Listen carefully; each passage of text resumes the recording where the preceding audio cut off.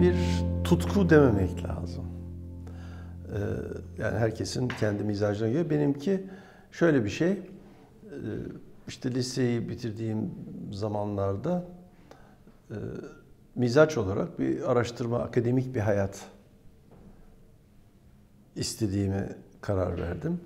Yani pratik böyle hele iş adamlığı gibi yaptığın işin pazarlamasını da yapabilmek falan gibi konulara ilgim de yoktu. O pek becereceğimi de düşünmüyordum ama akademik olunca da özellikle fizik de değil, matematik mi, fizik mi, ne olsun falan derken biraz da tesadüflerle, hatta ODTÜ'ye ben mimarlık okumak için girdim.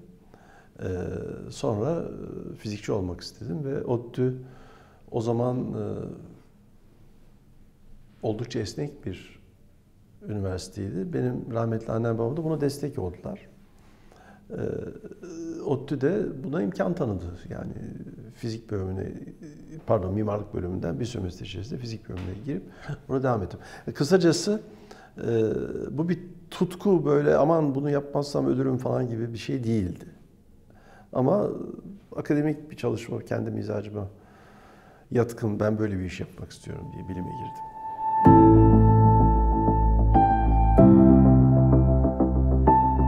Bu derin bir soru. Neden? Çünkü kültür birilerinin oluşturacağı bir şey değil. Bu bir yanılgı. Genellikle entelektüeller veya siyasi elit ülkelerde kendilerine bir önder rolü atfederler. Tabii ki yani elitin bir önder rolü doğal olarak vardır ama o önderlik, şimdi biz halka bir şeyler yaptıracağız, bir şeyi kuracağız, edeceğiz şeklinde genellikle işlemez.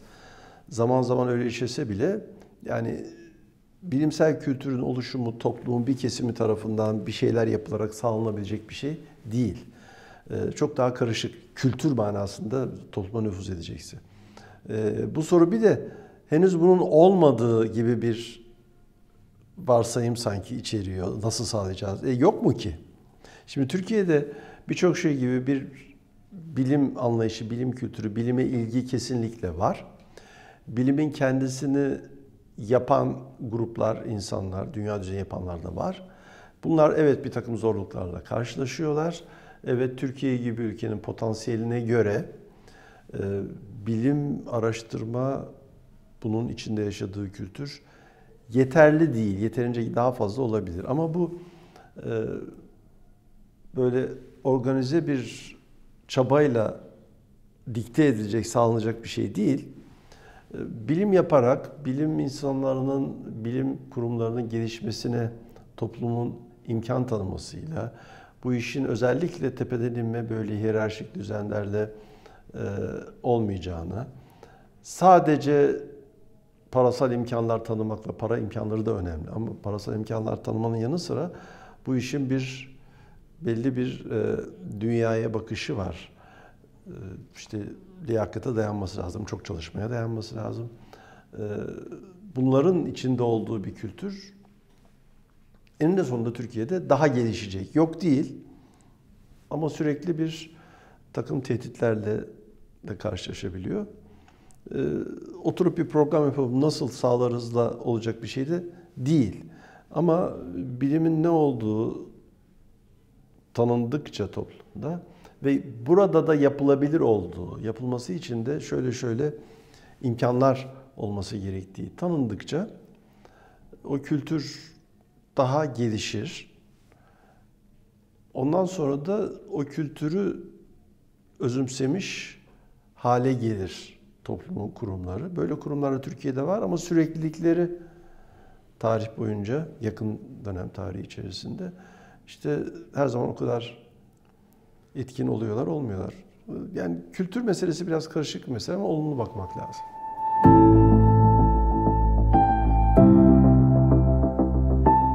Bilim Akademisi 2011 yılının sonunda kuruldu. Neden kuruldu? Çünkü 2011 yılı içerisinde hükümet bir kanun hükmünde kararnameyle Türkiye Bilimler Akademisi'nin yapısını değiştirdi. o tarihten itibaren Türkiye Bilimler Akademisi üyelerinin kendi meslektaşları tarafından liyakat bazında seçilmesi esasından vazgeçilip hükümete bağlı kurumlar tarafından tayin edilmeleri, atanmaları usulü getirildi. Nereye kadar? Üyelerin 2/3'ü bu şekilde atanmış üyelerden oluştuktan sonra ancak geri kalanların bu atananlar tarafından seçilmesi. Şimdi bu dünyanın modern, gelişmiş ülkelerinde başarılı akademiler var. O akademilerin bütün ilkelerine, varlık biçimlerine aykırı bir şey. Çünkü akademi demek kendi dalında öne çıkmış bilim insanlarının bir araya geldiği ve onların kim olduğunu, kim iyi bir sosyologdur, iyi bir biyologdur, iyi bir fizikçidir, buna kim karar verir? Buna hiçbir hükümet karar veremez. Hiçbir bürokrasi, bilimle ilgili bir bürokrasi bile olsa karar veremez. Buna o meslekteki diğer uzmanlar karar verir ve bu hassas ve bağımsız bir süreç olmalı. Bu müdahalenin yapılmasıyla Türkiye Bilimler Akademisi bir bağımsız, hatta bir akademi olma niteliğini bizce kaybetti. O tarihte Türkiye Bilimler Akademisi'nin 82 tane asli üyesi vardı. Bu kanun hükmünde kararname karşısında 82'nin 52'si istifa etti. Ve içimizden bir grupta bir ülkede gelişmiş bir modern bir toplumda bilimin önemli olması gerektiği görüşüyle ve bilimsel standartlar açısından da yüksek standartlı bir bağımsız akademinin olmasının da gerekli olduğu düşüncesiyle bir akademi kurduk. Şimdi TÜBA bir kamu kuruluşu, kamu bütçesinden destekli bir kuruluş. Ama bu duruma gelince TÜBA, o zaman bizim seçeneğimiz bir sivil toplum kuruluşu olarak ortaya çıkmaktı. 2011'in yaz ayları başında bu kanun hükmünde kararname ilk versiyonu çıktı. Biz hemen hazırlıklara başladık. Bir yandan onun geçmesini engellemek için o zamanki yetkililer nezdinde çok çaba da harcandı. Fakat ikna edilemediler. O çaba içerisinde dünyanın önde gelen bilim insanları, akademileri, Türkiye'nin o dönemki Cumhurbaşkanı'na, Başbakanı'na mektuplar yazdılar falan filan. Ama kanun hükmünde kararname gerçekleştiği onaylandığı zaman biz de kuruluşumuzu tamamlamaya hazırdık. 25 Kasım 2011'de kurulduk. Demek ki kuruluş hikayesi icabı bizim amacımız bilimi ve bilimde yüksek standartları temsil edecek, kendi kariyerlerinde bu standartları sağlamış insanlardan oluşan, kendi üyelerini kendisi bağımsız olarak seçen bir akademi oluşturmak. Ve bu şekilde vizyonumuzda bunu geliştirmek ve bu bir akademinin kamuoyuna karşı da bir takım sorumlulukları var. Yani bilim nedir, nasıl bir şeydir? Bunu kamuoyuna, gençlere anlatmak bizim çok önemsediğimiz bir şey. Bilimsel araştırma yapmak isteyen, bunu kariyer olarak seçmek isteyen genç insanların bunun Türkiye'de yapılabilir olduğuna, yapanların teşvik edilmesine öncelik tanıdık. İşte o da bizim 2011 sonunda kurulduk. 2013'te BAGEP dediğimiz genç bilim insanları araştırma desteği programına başladı. Çünkü bu bir ödül ama aynı zamanda bir burs gibi bir destek. Yani ödül olarak onlara para veya plaket vermiyoruz. Araştırmaları için kullanacakları ve serbestçe, çok ayrıntılı bürokratik hesap vermelerden bağımsız. Çünkü onlara itimat ediyoruz. Serbestçe kullanacakları bir para veriyoruz. Yaptığımız önemli işler de bunlar. Bir şey daha ekleyeyim. Türkiye'deki mevcut kanun hükmünde kararname değişir. kamunun desteklediği akademi yeniden kendi üyelerini kendi uzmanlarıyla seçer duruma gelse bile bağımsız, sadece sivil toplum tarafından desteklenen bir bağımsız akademinin varlığının iyi olduğunu düşünüyoruz. Yani biz o şartlarda TÜBA'nın alternatifiyiz, kendimizi kapatalım demeyeceğiz. Çünkü deneyerek de gördük ki hem bir ilgi var toplumda hem de sivil toplum kanalından bize epeyce bir destekle geldi. Bağımsız sivil toplum kurumu olarak ama çok ciddi standartlara sahip bir akademinin ülke için yararlı olduğunu düşünüyoruz. Bizim bilim akademimiz kuruluşundan sonra akademileri, bilim kuruluşlarının uluslararası federatif örgütlenmeleri vardır. Oralara üye olmak için başvurdu. ALEA, Avrupa Akademiler Birliği'ne önce asosye, sonra tam üye olarak kabul edildik ve orada ciddi şekilde katılımcı, aktif bir üyeyiz. Yani onların değişik uzmanlık alanlarındaki çalışma gruplarına falan bizim bir uzmanımız varsa kendi bünyemizde Türkiye'den onları teklif ediyoruz. Birçok çalışmalara katılıyoruz. O çalışmaların sonuçlarını elimizden geldiği kadar Türkiye'de duyurmaya çalışıyoruz. ALEA'nın üyesiyiz, Avrupa Akademiler Birliği'nin. Dün aldığımız iyi bir haberde bilim kurumlarının bütün dünya çapındaki en büyük şemsiye organizasyonu olan ISC, International Science Council, Uluslararası Bilim Konseyi diyelim. Oraya da üye olarak kabul edildik.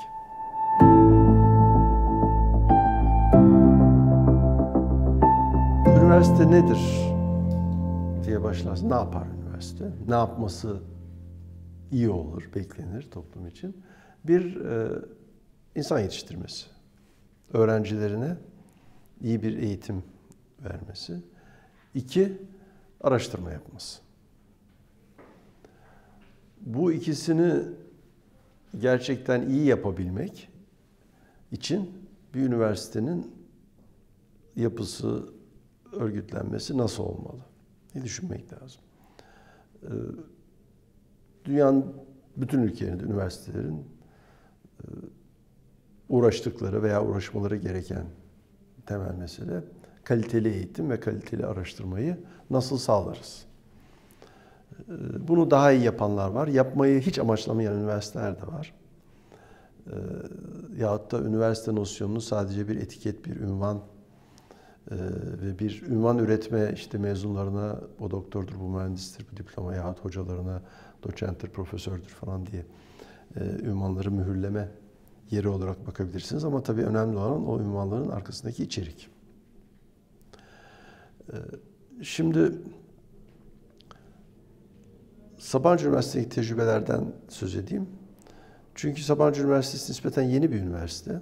Yani 20. yılında şimdi. Ve Türkiye'deki geleneksel yapıya göre kendi farklı yaklaşımı olan, yeni bir soluk getiren bir üniversite. Bu tür kurumların olması çok önemli.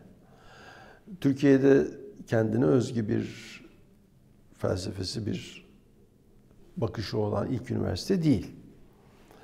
Yani dönem dönem başka üniversitelerimiz, işte 30'lardan itibaren İstanbul Üniversitesi, Birinci Dünya Savaşı öncesi yıllarda, savaş sırasında yeni kurulmuş olan Ankara Üniversitesi, onların belli fakülteleri, ODTÜ çok ciddi bir şekilde tamamen yeni ve farklı bir üniversite felsefesiyle kuruldu bir dönem. Benim öğrenci olduğum dönemlerde orada böyle sürekli bir esneklik, bir yenilik havası eserdi. İşte İTÜ ve Boğaziçi Üniversitesi yine kendi gelenekleri olan ve önemli gelenekleri olan üniversiteler. Bu gelenekler içerisinde işte araştırmayı gözetmek, araştırmanın iyi gelişmesi ve öğrenciye kaliteli eğitim vermek önde gelen amaç olması lazım. Şimdi Sabancı Üniversitesi'nde ne yapıldı? Birincisi, mezunların interdisipliner, yani kendi esas mesleklerini bilsinler ama o mesleğin dışında da üniversiteyi bitirmiş bir kişiden beklenecek şekilde başka disiplinlerde nasıl düşünülür, dünyaya nasıl bakılır, bu konularda bir temel bilgiden geçmiş olmaları amaçlandı. Araştırma açısından da yine öğretim üyelerine oldukça bağımsız grup kurma, araştırma yapma imkanları tanındı ve işbirliği imkanları.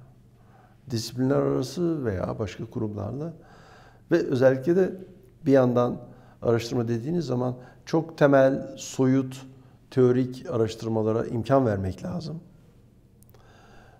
Bir yandan da uygulaması olan araştırmaların uygulama yapacak kurumlarla, sanayiyle, eğitim kurumlarıyla işbirliğini. Bunlara kuruluştan itibaren önem verildi. Önem vermek demek bir yere sadece yazıp bunlara biz çok önemsiyoruz. İşte misyonumuz şu, vizyonumuz bu, biz neler yapacağız falan deyip orada durmak değil tabii. Bunları yapabilmek için uygun organlar, uygun yapılanmaların üniversitede kurulması lazım. Onun eğitimle ilgili kısmı temel geliştirme programı Sabancı Üniversitesi'ndeki şöyle bir şey. Birinci sınıfa giren öğrenciler hepsi aynı dersleri alıyorlar. Yani yönetim de okuyacaksa, sosyal bilim de okuyacaksa, mühendislik de okuyacaksa, sanat da okuyacaksa aynı dersleri alıyorlar. Yani sanat okuyacak öğrenci mühendislerle aynı düzeyde bir içinde türev integral olan bir matematik dersi alıyor. Birlikte bir fen dersi alıyorlar. Ama fenciler de hep sosyal bilimcilerle birlikte bir Türkiye tarihi, Türkçe edebiyat ve önemli bir toplum ve bilim dersi alıyorlar. Bütün sosyal bilimlere bir şöyle kuş bakışı giriş gibi. Bu çocuklara çok zor geliyor. Türkiye'de özellikle zor geliyor. Çünkü insanlar Türkiye'de bence eğitim sistemiyle ciddi bir entelektüel zarara uğratılıyorlar. Yani insan beyninin böyle sözelci veya TMC veya bilmem neci diye bir yapısı yok. Ama çocuklar bu kalıplara zorlanıyorlar. Ondan sonra liseyi bitireceğim. Hocam ben TMC'yim. Ne demek? Yani ben herhangi bir böyle tabiatla ilgili bir şey anlayamam ben. Yani gayret bile gösteremem. Çünkü ben böyle bir çeşit özürlü yahut da tersi de oluyor. Hocam ben fenciyim. İşte niye ben bir roman okuyayım? Mühendissem böyle başka hiçbir şeyle ilgilenmemem bekleniyor falan. Bu tabii kendi işlerini de iyi yapmadıkları anlamına geliyor. Çünkü bu kadar çarpık bir tanımla o zaman işi yapmakta bir takım kalıpları ezberleyip yerine getirmekten ibaret oluyor. Ve bu Türkiye ve Türkiye gibi başka ülkelerde orta öğretimin tamamen tahrip olmasına, üniversiteye gelen öğrencilerin ciddi şekilde zihinsel handikapla gelmelerine, yani zorla meraklarının öldürülmesine falan yol açıyor. Bu sistemi yapmak kolay da değil. Öğrenciler bunu bilerek gelmelerine rağmen. Niye bilerek geliyorlar? Çünkü birinci sınıf ortak dersler alırlarsa ikinci sınıfta fikir değiştirmeleri, yani mühendis olacağım diye gelip yönetici veya sosyal bilimci veya tersine geçiş yapmaları, tabii derslerini çalışıp iyi notlar almışlarsa ama gereken temeli almış oluyorlar. Bunu uygulamak da son derece zor. Çünkü ne öğrenciler buna alışık ne de aslında hocalar alışık. Yani hocaların kendi mezun oldukları okullarda da böyle bir sistem yoktu. Onun için bütün böyle kültürel olaylarda olduğu gibi bir atalet vardır. Yani eskiden alıştığına geri dönmeyi herkes. Yani bunu gerçekten bu yapılabilir mi? Ya canım bunlar da birkaç sene sonra bu işten vazgeçerler nasıl olsa. Biz bildiğimiz eğitimi yapalım falan.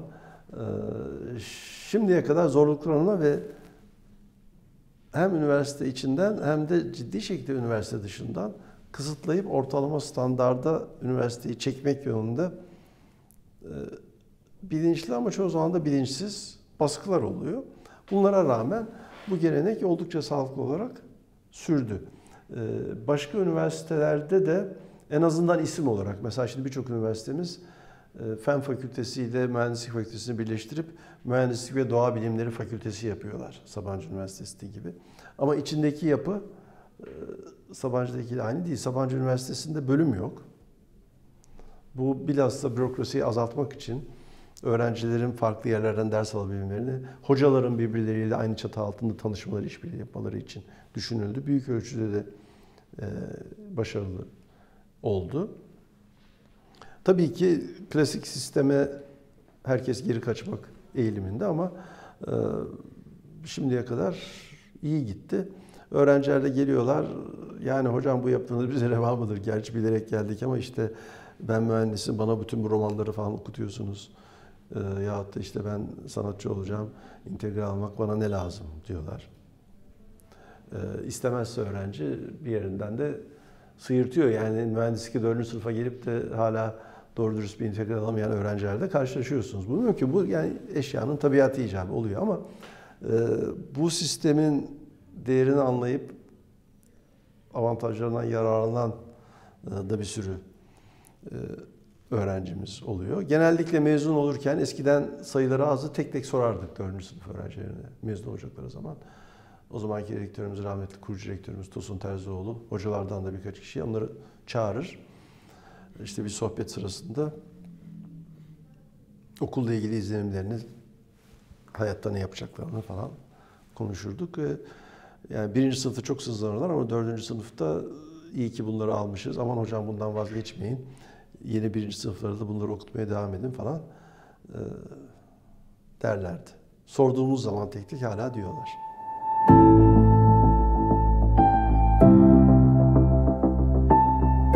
Yani ben o eğitim metotları konusunda uzman değilim.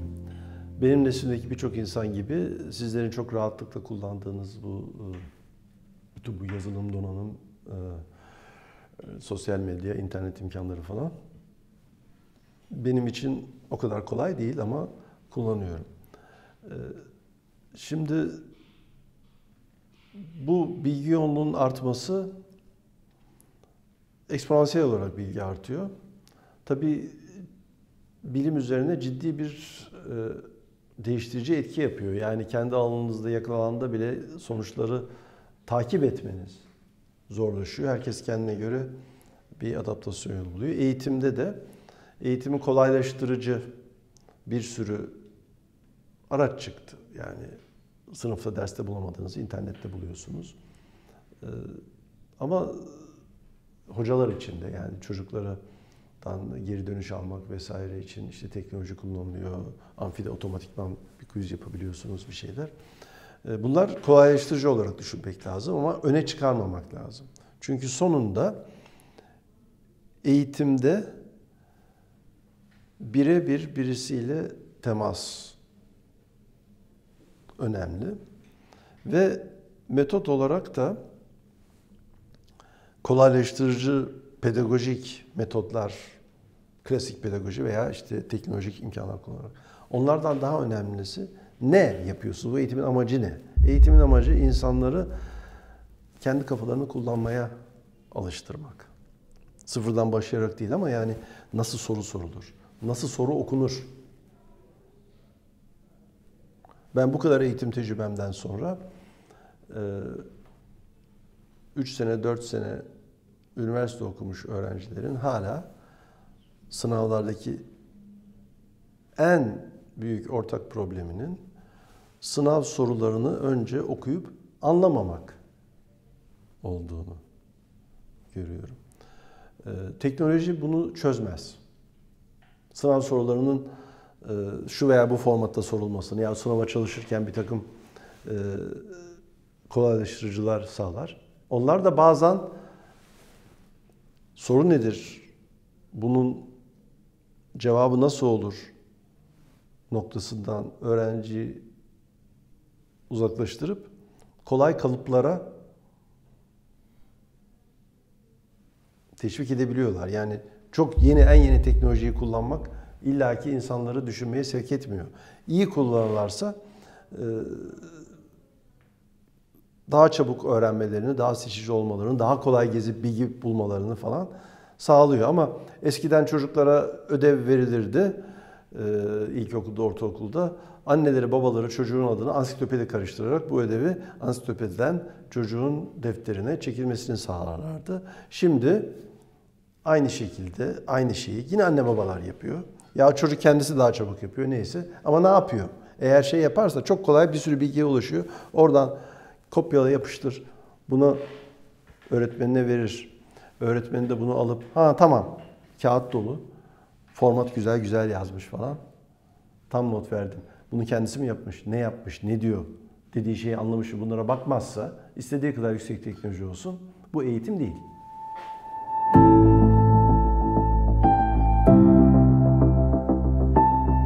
Remziye Hisar çok aykırı bir örnek. Çünkü onun kişiliği öyle. Yalnız kadınlar için değil genel olarak ama tabii kadınlar için özellikle bir bilim kariyerinin anlaşılmadığı, kolay olmadığı bir ortamda o kavgacı, taviz vermez kişiliği icabı birçok mücadelelerle bir de Kurtuluş Savaşı yılları öncesinde Azerbaycan'a falan gitmek gibi. Yani o kendine özgü, enteresan hayatı olan son derece değerli, ilginç bir insandı. Ben de onu yaşlılık zamanında işte onunla sohbet edebilme şansına eriştim falan. Türkiye'de kadınların bilime katkıları bir anlamda dünyanın birçok yerinden daha ileridir. Bunun sebebi şu, modern üniversite sistemi Batı Avrupa ve Amerika'da gelişmiş bir sistem. Yani burada içinde araştırma ve eğitimin olduğu üniversite sistemini diyoruz ki bu nosyon Avrupa üniversitelerinde özellikle 19. yüzyılda nihayet şekil bulmuş. Onun şekil bulduğu zamanlarda Avrupa'da da Amerika'da da toplum yapısı iyice erkek egemen geleneksel olarak. Zaten bu kolay değişmeyen yani bütün dünyada bir sosyolojik olgu. Dolayısıyla o üniversite kurumları kadınları almamakta yakın zamana kadar direndiler. Şimdi Türkiye'nin buradaki avantajı, bir anlamda avantajı, 19. yüzyılda kurulan ilk üniversite öncülleri Türkiye'de, işte tıbbiye gibi, askeri okullar, harbiye gibi falan. Bunlar meslek okullarıydı ve hepsi erkeklere özgüydü. Ama Cumhuriyet öncesinde Remziye Hanım'ın hayatında da onun örneklerini görüyorsunuz. Kız erkek ayrı okusalar da kızlar için öğretmen okulu. Arkasından Darülfünun'da kız öğrencileri almaya başlıyorlar. Kızlar ayrı bir yere de gitmiyor. Yani orada erkekler ve kızlar aynı sınıfta ders görüyorlar. Yavaş yavaş Osmanlı modernleşmesi döneminde de kadınların hayata katılması en azından üst sınıf veya orta sınıf kadınların hayata katıldığı bir kadın hareketi de var. Ama tekrar lafın başına döneyim. Kurumsal olarak Türkiye'de Cumhuriyet'in getirdiği bir şans var. Kadın erkek ayrımını özellikle pekiştiren dini kuralların dışında laik bir sistem olması demek. Üniversitelerin medreselerden farklı Batı anlayışla kurulması demek. Batı'dan geldiği zaman orada kadınlara karşı ayrımcılık hala çok kuvvetliydi 1920'lerde. Ama Türkiye bunu yeni baştan kurduğu için ve Cumhuriyet'te baştan itibaren kız çocuklarının okumasını da teşvik ettiği için devlet burslarıyla vesaire. Türkiye'de geleneksel olarak birçok meslek dalında, üniversite eğitiminde kadınlar çoktur. Yani öğretmenler arasında yarı yarıyadır. Tıp doktorları arasında, mühendisler arasında, mühendisliğin bütün dalları değilse de bazı dallarında çok yüksek miktarda kadın katılımı vardır. Neye göre? Aynı dönemdeki 1930'lardaki, 40'lardaki, 50'lerdeki 60'lar, 70'ler hala da Avrupa ve Amerika'ya göre, Japonya'ya göre falan. Öbür tarafı işin, peki bu kadınlar arasında bilim kadınlarının durumu ne? O bilimin durumu ile ilgili bir şey. Yani yine bir örnek olarak Remziye Hanım'ın hatıralarına dönersek, bulunduğu ortamda, üniversite ortamında bu üniversite reformundan sonraki ortamdan söz ediyoruz. Ama o kültür, o gelenek yok. Yani insanlar araştırma çoğunluğu yapmıyorlar. Yapılması beklenmiyor. Eğitim için kullanılan malzeme genellikle hocanın notları veyahut da kitapların da çoğu çeviri. Bu olabilir tabii de, ama araştırma aynı zamanda yapılması kağıt üzerinde büyük ölçüde. Bunun ilk örnekleri kadın veya erkek Avrupa'da eğitime gönderilip devlet burslarıyla okutulan, sonra Türkiye'deki üniversitelere dönen insanlar. Bunların da bir kısmı Türkiye'ye döndükten sonra bu sisteme entegre oluyorlar. Sistem araştırma yapmalarını beklemiyor. Bunlar da yapmıyorlar. Dolayısıyla üniversite profesörleri arasında kadınların oranının Batı'ya göre yüksekçe olması başka bir şey. Ama araştırmacılar arasında dediğiniz zaman araştırmacılar arasında aslında erkekler arasında da profesörlerin epey bir kısmı ya doçentlerin araştırma yapmaları beklenmiyor. Hala da öyle.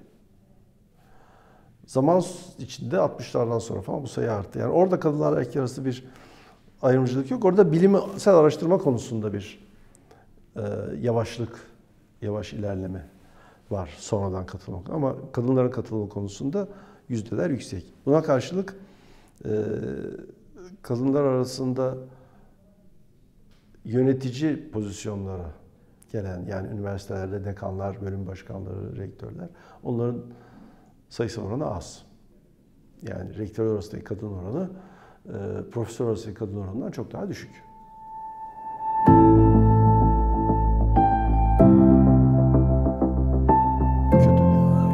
Kötü. Yani şöyle bir şey. Bir kişi yönetici olmak için illaki iyi bir araştırmacı olması gerekmez. Ama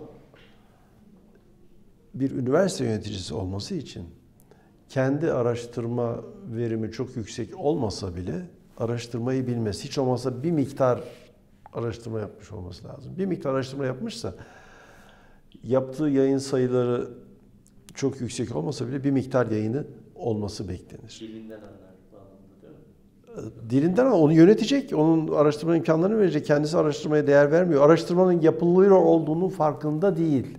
Yapılabildiğinin, yapılıyorsa da canım bunu Amerika'da NASA'da yapıyorlardır. Türkiye'de zaten ne uğraşacağım, yapılmaz falan.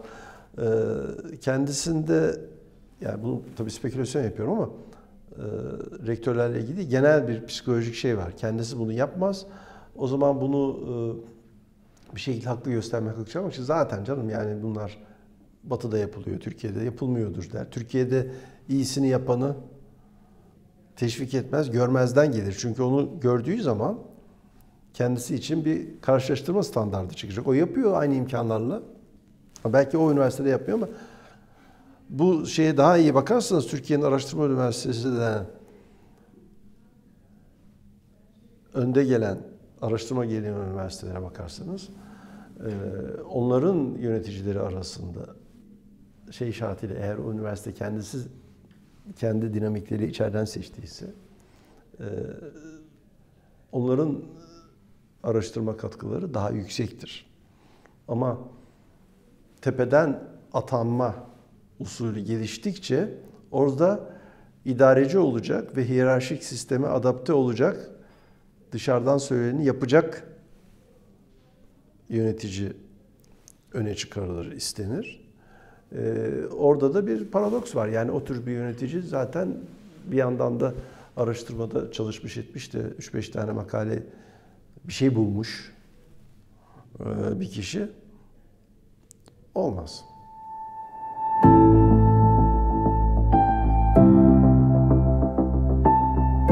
Astrofizik daha önce yani bir astrofizik var. Yani işte yıldızlar nasıl çalışıyor fiziğini yapmak. Bir de gözlemlerini yapmak, astronomi var. Bu ikisi de çok iç içedir. Türkiye'de astronomi geleneksel olarak işte önce İstanbul, sonra Ankara, daha sonra Ege Üniversitelerinde öteden beri var olan bir bilim dalı. Ve astronomlar da başka bilim dallarına göre biraz da kamuoyunun ilgisi sebebiyle daha dışarıya dönüktürler. Çok konuşurlar kendi konularında falan. Çok önemli bir hizmet topluma. Çünkü astronomi bir de insanların bilimle ilgi kurmalarına kolaylık gösteren bir bilim dalı. Türkiye'deki astronomi camiası da bunu yapmıştır. İkincisi kendi aralarında bütün akademik dünyada olduğu gibi bir takım normal çekişmeler, rekabetler falan olur ama birlikte davranmışlardır. Onun için de önemli bir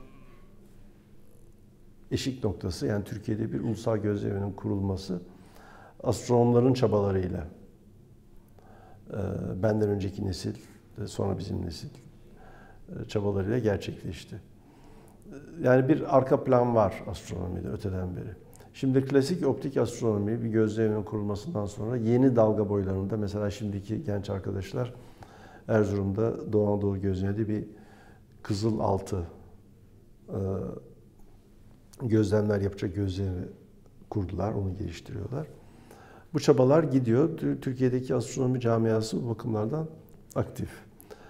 Öte yandan astronomi hem astrofizikle bütünleşti. Yani yıldızların yapılarının anlaşılması, hesaplanması mümkün hale geldi bütün dünyada. Ne zaman bu? 20. yüzyılın ilk yarısı kuantum mekaniğinin ve relativitenin çıkmasından sonra Güneş ve diğer yıldızların yapısını insanlar hesap ettiler. Yani o kadar eski değil. Evrenin yapısı anlaşıldı, galaksiler vesaire. Bununla birlikte hem gözlemsel astronomi gelişti büyük teleskoplarla, hem de teorik tarafı astrofizik. Gözlemlerde optik gözlemlerin dışında X ışını, radyo vesaire bu 1950'lerden 1970'lerden sonra X ışınları bir modern astrofizik gözlem ve teori olarak patladı. Bu da Türkiye'ye oldukça iyi yansıdı. Bunda birkaç kritik insanın Türkiye'ye dönüp burada öğrenci yetiştirip okul kurmaları rol oynadı. Yani teori tarafını şimdi ben söylüyorum. Yıldız yapısı konusunda Dilhan Ezer Eryurt rahmetli, o ODTÜ'ye döndü. Orada bir yıldız yapısı ekibi kurdu. Gözlemsel modern astronomi, X ışınları astronomisi alanında Hakkı Ögelman çok önemli bir rol oynadı. Aynı zamanda ulusal gözleminin kurulmasında da bu insanlar destekleyici roller oynadılar. Bütün önceki kuşak astronomlarla birlikte. Hakkı Ögelman'ın yetiştirdiği öğrenciler Türkiye'den proje vererek yurt dışındaki X ışını uydularında gözlem yapmaya, onun sonuçlarını yayınlanmaya başladılar. O da işte benim çalıştığım yüksek enerji astrofiziğini, ben teoriciyim ama deneysel dalda gelişti. Hakkı Ögelman'ı da kaybettik. Yani benden 1940 doğumluydu, benden 10 yaş büyük ama çok yakın meslektaşım, arkadaşımdı. Çok büyük emeği olmuştur. Yetiştirdiği öğrencilerle Türkiye'de bu alanın gelişmesine. Şimdi Türkiye'de astronominin birçok dallarında, özellikle de yüksek enerji astrofiziği denen X ışını, gamma ışını, nötron yıldızı, kara delik gözlemleri ve onların teorik analizi konusunda bayağı iyi çalışan, dünyada tanınan ekipler var.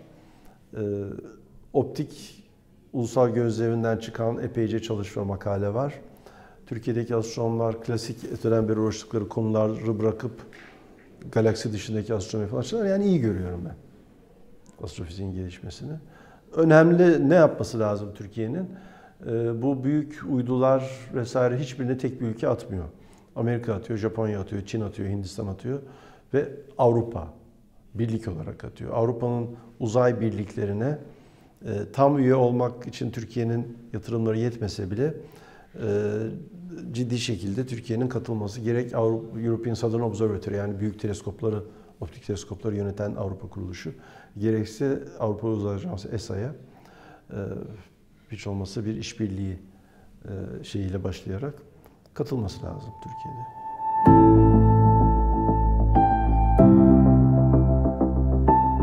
Türkiye Uzay Ajansı uzun zamandır gündeme gelir.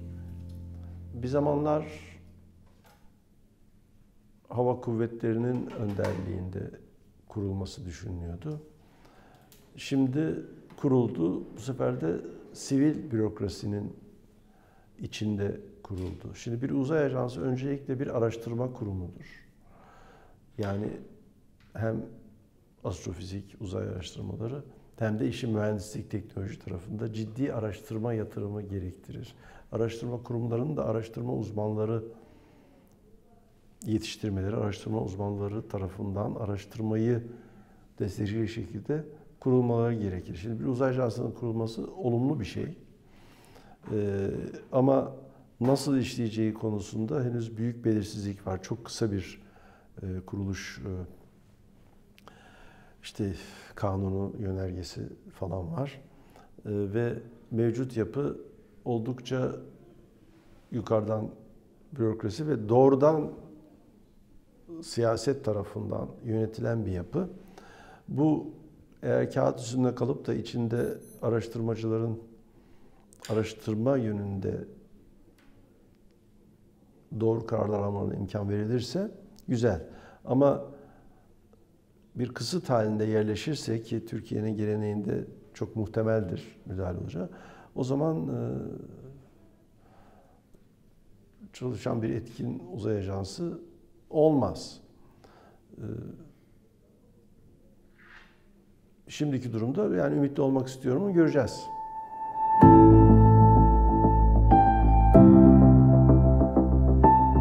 Kısa cevabı evet.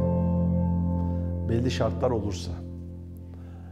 Şimdi termodinamikte işte bir ikinci kanun vardır. Nedir ikinci kanun? Herhangi bir sistem alabileceği en olası duruma, gerçekleştirmenin en çok yolu olan duruma doğru evrilir. Bir kere de oraya gidince oradan da geri gelmez. Neden? Çünkü en olası durum büyük sayıda parçası olan bir sistem için büyük sayıda parça demek Avogadro sayısı gibi. Yani makro sistemde o kadar tane molekül var. O kadar içinde parçası olan bir sistemin en olası durumu ondan biraz farklı durumlardan bile çok daha olasıdır. Onun için buna gider. Bu durumda da işte birçok olayın olması aynı ölçüde mümkündür. Buna bir şekilde isterseniz karmaşa diyelim. Mesela bir kutuda bir gaz var. Bunun en olası denge durumunda moleküller her tarafa eşit yoğunlukta dağılmıştır. Belli bir hız dağılımları vardır. Sağa veya sola gitmeleri daha olası değildir. Yarısı sağa gidiyorsa yarısı sola gider, yarısı yukarı, yarısı aşağı gider falan filan. Ama her molekül ne yapıyor diye baktığınız zaman karmakarışık bir sürü kombinasyon var bunu yapmak için. Bu doğal. Ama tabiatta birçok durumda görüyoruz ki bunun tersine yani makro bir takım baskılar, bir takım kısıtlar varsa veyahut da bir sistemin içerisinde özellikle belli tercihleri yapan bir mekanizma gelişirse, mesela biyolojik sistemler böyle. O zaman en olası duruma gitmez. Çünkü ona gitmemesini sağlayan bir dinamik var. Buna teorik olarak bu dinamiğe Maxwell'in şeytanı deniyor. Yani gazın içerisindeki moleküller istedikleri tarafa gitsinler yerine iki taraf arasında bir kapı koyuyorsunuz. Şeytan orada duruyor. Keyfine göre ya bir programı, bir algoritmaya göre sadece hızlı molekülleri bu tarafa, yavaş molekülleri bu tarafa koyuyor. Mesela bir şey yapıyor, bir seçim yapıyor. Bu ne demek? Bir tasarım, bir seçim, illa tasarım olması şart değil de doğal yollarla da ortaya çıkan bir seçimi teşvik edecek mekanizma olursa o şeytan gerçek olur. O zaman organize cisim ortaya çıkar. Bunun için mutlaka belli bir yönde makroskopik özellikleri tercih eden bir mekanizma olması lazım. Bu doğal olarak da ortaya çıkabiliyor sistemlerde. Şimdi kaos bunun daha spesifik bir örneği. Kaos yani 3-4 taneden daha fazla parçası olan, öyle Avogadro sayısına bile gerek yok bir sistem olsun. Fakat bu parçaların birbiriyle etkileşmeleri basit, düz orantılı, lineer etkileşme olmasın. Mesela aralarındaki mesafenin yahut iki cins bakteri etkileşiyorlar. İkisinin nüfuslarına düz orantılı değil de nüfusların küplerine orantılı falan bir şey olursa bu etkileşme, bu sistemin dinamiği, denklemini çözdüğünüz zaman kaos denen şey oluyor. Ne demek kaos? İlk şartlarında bunu nasıl kurduğunuzu, nasıl başlattığınızda ufak bir oynama, son şartlarda çok farklı yerlere götürebiliyor sistemi. Kelebek etkisi falan denen şey. Götürebiliyor ama illaki götürür demek değil. Kaos bu. Şimdi kaostan düzen çıkar mı? Ha illaki götürür demek değil. Yahut da nereye götürebiliyor? Bütün bir olası ilk şartlar kümesinin tümü için alıp tek bir duruma götürmüyor sistemi ama bir kapalı bir döngüye götürüyor, buraya götürebiliyor. Bu düzen. Belli şartlarda böyle bir duruma, içinden çıkamadığı bir kapalı döngüye kaotik, çok karmaşık bir sistem girebilir. Niye kaotik diyoruz? Çünkü azıcık değişirse karmaşık şeyler olabiliyor. Ama olabiliyor. Olabilecek şeyler arasında çok düzenli sonuçlar da var. Onun için kaotik sistemlerde de kaos düzene dönüşebilir. Mesele ne zaman, nasıl, hangi şartlarda dönüşebilir onu anlamak zor. Onu çok iyi çalışmak lazım çünkü sistem çok hassas. Bunun hemen aklıma gelen bir örneği Kanal İstanbul. Herhangi bir sosyolojik çevre, biyoloji, deniz akıntıları falan bunların herhangi bir tanesine spesifik bakmadan şunu biliyoruz bilimde. Bunların hepsi çok karmaşık etkileşimli sistemler. Dolayısıyla bir müdahale, şartları değiştirme, sonucu tahmin etmesi zor, beklenmedik yerlere götürebilir. Ne kadar çok karmaşık etken varsa öyle beklenmedik şeylerin olma ihtimali de o kadar fazla. Buradan çıkan sonuç ne? Bunun çok çok iyi incelenip simüle edilmesi lazım. Neler yapabileceğini bilmek için. Çünkü kaotik bir sistem evet düzene de götürebilir, düzensizliğe de götürebilir. Veyahut da çok düzenli içinden çıkılamaz ama nitelik olarak felaket olan bir düzene de götürebilir. Yani hemen aklıma gelen bir şey Kanal İstanbul gibi tabiata çok büyük müdahaleler insanlar yapmışlardır. Bunların ne tür şeyler getireceğini 20. yüzyılda o kadar iyi bilmiyorlardı. Yani mühendislik fizibilitesini falan çalışmasını, planlamasını biliyorlardı da sonra neler olabileceğini hesaplama imkanı da yoktu. Bilgisayarlar falan o kadar gelişmiş değildi. Farkında da değillerdi bu karmaşık sistemlerin özelliklerinin. Çok çarpıcı bir örnek Sovyetler zamanındaki Aral Gölü hikayesidir. Aral Gölü şimdi haritadan yok oldu, kurudu, çöl. Türkmenistan onun bir tarafı. Türkmenistan'daki pamuk tarımı yapılan ovalarda verimi artırmak için muazzam bir sulama projesi yapılıyor. Bunun sonucu olarak 10 sene falan hakikaten çok büyük ürün alıyorlar. Ne kadar zaman sarf bilmiyorum. Ama arkasından hem göl kuruyor, hem iklim çölleşiyor, su tuzlanıyor ve tarım verimi de tekrar düşüyor çünkü sular kötü. Yani doğal sistemlere müdahale etmenin çok büyük tehlikeleri olur. Bazıları hemen göz göre göre, bazılarını iyice çalışıp göstermek lazım. İşte en iyi örneği Aral Gölü. Şimdi resmine bakarsanız hakikaten çöl. Çürüyen bir takım tekneler ortasında duruyor.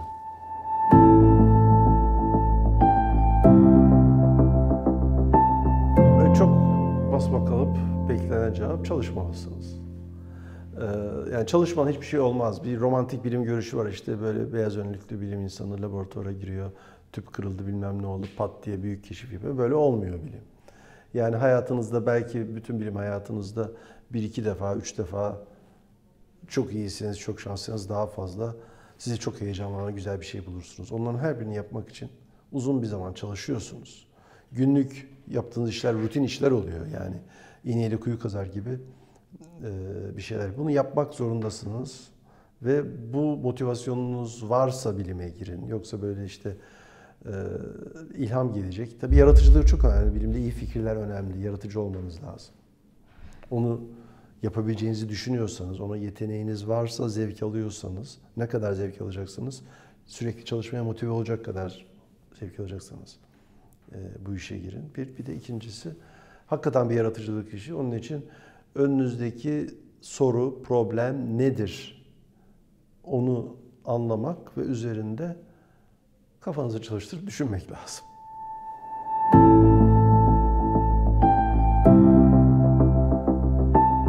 Tabii inanıyorum ama elitistin ne demek olduğunu söyleyeyim. Elitist bir kere toplumun menfaati nedir? Toplumun menfaati, toplumda herkesi ilgilendiren işlerin iyi yapılmasıdır. Yolların iyi yapılması, hastalara iyi bakılması, çocuklara iyi eğitim verilmesi, insanların birbirini boğazlamadan doğru dürüst konuşabilmeleri, mahkemelerin güvenilir olması vesaire vesaire. Bunun için de her işin uzmanlığının iyi yapmak için o işi iyi bilen, tecrübesi olan uzman birisinin gelmesi lazım. Bunların da doğru seçilmesi lazım. Bu bir ideal tabii, hiçbir toplumda gerçekleşmiyor ama bu anlamda elit ne demek? İşinin ehli, uzman, liyakat ilkesi. Yani karşılıksız elitizme tabii ki karşıyım. İşte dedesi ağa, babası lord, onun için bu çocuğun her şeyi yapmaya hakkı var. Yahut filanca siyasi partide amcası var. Onun için işte buna iyi bir yerden arsa verelim falan. Bu elitizmin yoz şekli. Bunu kastetmiyorum. Elitizm, liyakata dayanan elitizm hiç şüphesiz. Bir toplumun, yani elitizm demokrasiye karşı bir şey değil, popülizm demek değil elitizmin karşıtı. Değil mi? Elitizm işleri gereğine göre yapmak. Dolayısıyla insanların da o işleri yapabilecek insanların, onların sayısı az olacak belki, az veya çok neyse, onlara imkan tanınması, onların seçilmesi, öne çıkarılmasını anlıyorum. Şart tabii. Neden yanlış anlaşılır? Çünkü bir konunun tartışılmasına bir etiketle yaklaşmamak lazım. O etiketin, siz bu lafı söylerken ne manada söylediniz? Onun açılması lazım. Eleştiren insanları da neden eleştiriyorlar? Yani ve her işte birazcık karışıktır. Yani şartlara bağlıdır, siyahı, beyazı, grisi vardır. Grisi de çoktur. Ama ilke olarak böyle bir şey. Tanımını yapmadan bir şey üzerine tartışmaya girerseniz o zaman kim çok bağırır, kim çok tweet atar, kimin çok trolü var ona göre o şekilde bir sonuca varılmıyor.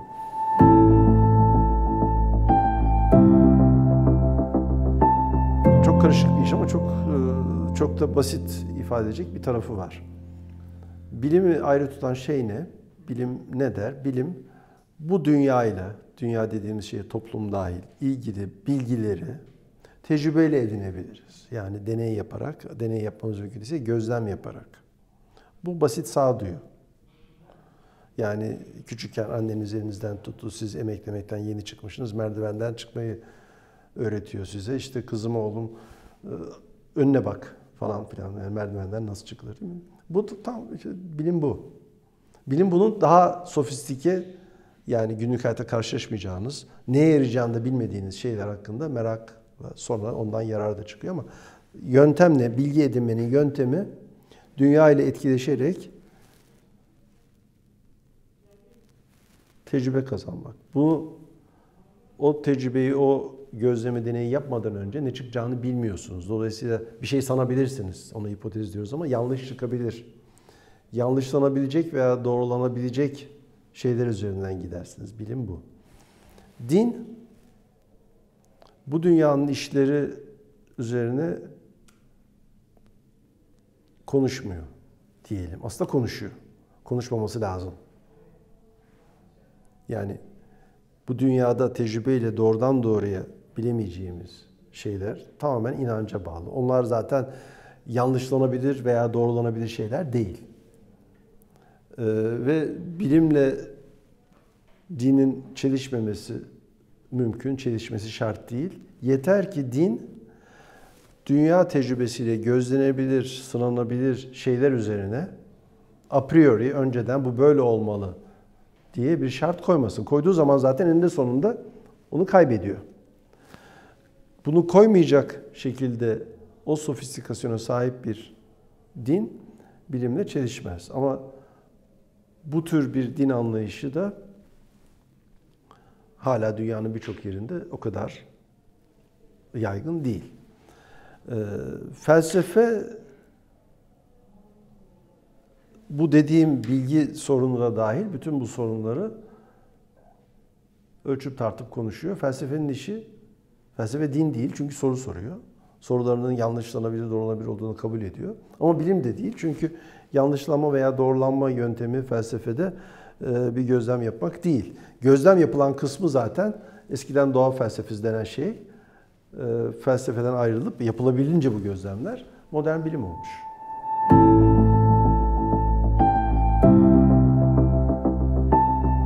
Şimdi o karışık. Benim yani zevklerim değişebilir. Başkalarına tavsiye de etmem. Müzikten çok anlamam ama hoşuma giden her çeşit müziği dinlerim. Klasik Batı müziği, klasik Türk müziği, türkü severim falan. Kitap yine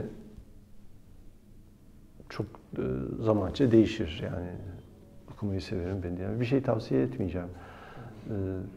Yani biraz rastgele belki bilimle de ilgili düşünce tarafı da zengin. Çok sevdiğim bir yazar söyleyeceğim. Margaret Yourcenar. Onun birçok kitabı da Türkçe'ye iyi çevirilerde çevrildi. Özellikle Zenon kitabını mesela bir erken dönem bilim insanının hayatını anlatıyor. Genç bilim insanları iyi popüler bilim, anlaşılabilir olsun. Kitabın meşhur olmasından ziyade iyi yazılmış zaten, yani o yüzden meşhur oluyor ama çevirinin Türkçe okuyorsanız iyi olmasına dikkat ederseniz ondan sonra herkes kendi zevkleri yani. Sarkaç'ı muhakkak okusunlar. Sarkaç'ı herkes takip etsin. Sarkaç Bilim Akademisi'nin özellikle popüler bilimle ilgilenen insanlara, herhangi vatandaşa hitap eden kanalı. Burada konferanslar var, yazılar var, resimler var, bol resimli bir sürü malzeme var, podcastler var, işte sosyal medyadan sarkaç.org diye, sarkaç.org web sitesi. Oradan e-mail abonesi olabiliyorsunuz. Bütün Bilim Akademisi'nin popüler etkinlikleri oradan duyuruluyor. Çok zengin malzeme var ve niye bunu bu kadar kuvvetli tavsiye ediyorum? Çünkü iki tür süzgeçten geçiyor. Birincisi oradaki bütün malzeme uzmanlar tarafından yazılıyor. Yani içerisindeki bilgi doğru, güvenilir. İkincisi de editörümüz Defne Hanım, Defne Öçer Şaylan tarafından ciddi bir şekilde anlaşılırlık, popüler dil, keyifle okunsun diye de bir ayrı editörlük sürecinden geçiyor. Sizler de biliyorsunuz herhalde yani. İzleyenler memnun kalıyor, siz onu okuyun.